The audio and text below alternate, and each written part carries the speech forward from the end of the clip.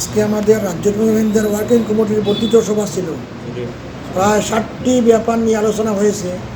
মধ্যে একটা হইল বিজেপি সরকার আসার পরে মুখ্যমন্ত্রীর সাথে কোনো সাক্ষাৎ হইতেছে না। এর আগেও আমরা চিঠি লিখেছিলাম বিপ্লব কুমার দেওয়ার কাছে, উনিও সময় দেন নাই। গত কয় তারিখ চিঠি দিয়েছিলাম? গত 16/7/25 মুখ্যমন্ত্রীর কাছে আমরা চিঠি পাঠিয়েছি, কোনো সময় দিতেছেন না। এক আমাদের আইটেম, যাতে উনি আমাদের সময় দেয়। 2 নম্বর হয়েছে ওয়াকফ ব্যাপারে। এই মসজিদ হয়ে গেছে প্রায় 1943 এই মসজিদ প্রতিষ্ঠা হয়েছে। এই মসজিদে এখন সরকারি খাস খতিয়ানের মধ্যে অন্তর্ভুক্ত, এটাও যাতে না থাকে ওয়াকফর হিসাবে হয়।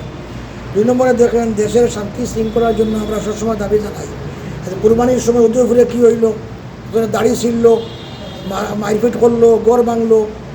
এরপরে ইদানিং হয়েছে গত এবারে যে মন্দির তাতিয়ার মধ্যে, তাতিয়া টিলা প্রথম মন্দিরকেও ভাঙলো, শাস্তি ছাড়া মসজিদের মধ্যে মাইকলামানি হইল সব কিছু। এখন আবার হিন্দু এক মানুষে মন্দির ভাঙ্গিয়া, মূর্তি ভাঙ্গিয়া প্রচার দিয়েছে অন্য নামে। এক পুলিশে তারা ধরছে, দরিয়া করছে, সেটার মধ্যে আছে। পুরা তদন্ত আমরা চাই, যাতে কে মন্দির ভাঙছে, কারা এগুলা করতে, যাতে সরকার এগুলা কিতা করে তদন্ত করিয়া শাস্তি দেওয়া হয়। এইভাবে আমাদের আরও কিছু আছে। আমরা এই যে 24-25-এ যে আমরা কমিটি গঠন করছি জমিয়তের, 1,15,105 জন আমাদের সদস্য আছে। ওদের আমরা আজকে দায়িত্বের কোনো কাগজ দিছি। আমরা বক্তব্যের 10 দফা কর্মসূচি আমরা আজকে দিছি, এবং একটা বার্তা দিয়েছি, 11 দফা বার্তা সংখ্যালঘু মুসলমান না সবাইরে এই বার্তা দিছি। আর প্রতি শনিবারে আমরা একটা বিজ্ঞপ্তি বাড়ি করবো, জমিয়ত, মক্তব, মাদ্রাসা, তবলিগ, খানকা এগুলোর স্বার্থে।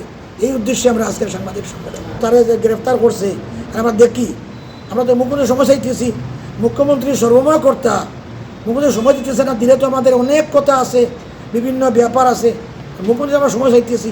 ডিজিপি কী করবো, কিছুই হয় না। তাই মুখ্যমন্ত্রী যাতে আমাদের সময় দিলে এই কোরবানির ব্যাপার, এই মূর্তি ভাঙ্গা ব্যাপার, বিভিন্ন ব্যাপার আমরা মত বিনিময় করা হবো, যাতে মুখ্যমন্ত্রী আমাদের সময় দেয়, এটা চাইতেছি আজকে, যে মুখ্যমন্ত্রী আমাদের সময় দেন।